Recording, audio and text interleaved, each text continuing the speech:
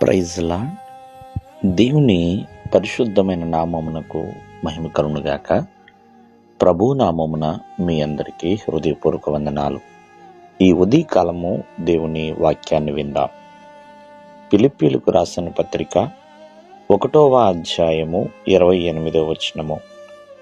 నేను మిమ్మును గూర్చి వినులాగున మీరు క్రీస్తు సువార్తకు తగినట్లుగా ప్రవర్తించుడి. ఇక్కడ దేవుని వాక్యం ఏమైనా సెలవిస్తుందంటే, అపోస్తలుడైన పౌలు ఫిలిప్పీయులకి తెలియచేస్తున్నాడు.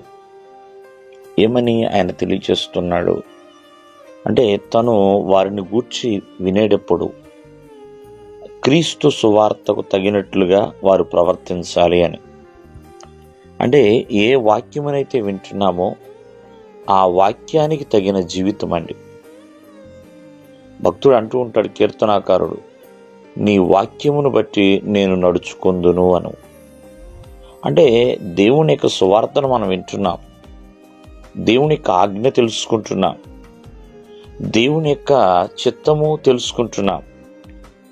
మరి ఆ తెలిసిన దానిని బట్టి ప్రవర్తించేవారిగా ఉండాలండి. ఈ దినము ఏ వాక్యాన్నైతే విన్నామో ఆ ప్రకారం నడిచేవారిగా ఉండాలి. అలా నడవకుండా వినినంత మాత్రాన ఉపయోగం లేదు. ఏ వాక్యాన్ని అయితే వింటున్నామో ఆ వాక్యానికి తగినట్లుగా మనం నడవాలి, ప్రవర్తించాలి అని ఇక్కడ భక్తుడైన పౌలు తెలియచేస్తున్నాడు. ఈ ఉదయకాలం ముందు మనము కూడా ఒకసారి జ్ఞాపకం చేసుకుందాం. దేవుని సన్నిధిలో ఏ వాక్కులైతే మనం వింటున్నామో ఆ వాక్యమునకు తగినట్లుగా బ్రతకగలుగుతున్నామా అనేది ఒక ప్రశ్న వేసుకోవాలండి.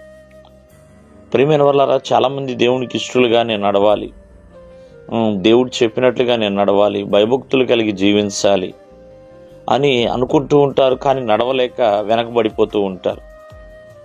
కానీ ఏ వాక్యాన్ని అయితే వింటున్నామో ఆ ప్రకారము దానికి తగినట్లుగా ప్రవర్తిస్తేనే కదండి, దానికి తగినట్లుగా ప్రవర్తిస్తేనే కదా.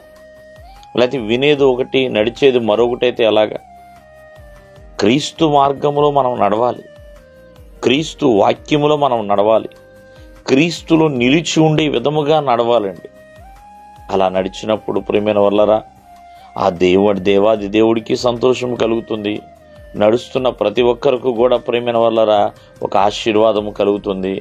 గమ్యానికి చేరగలుగుతాము. దేవుడు మిమ్మల్ని ఆశీర్వదించును గాక. ఆమేన్.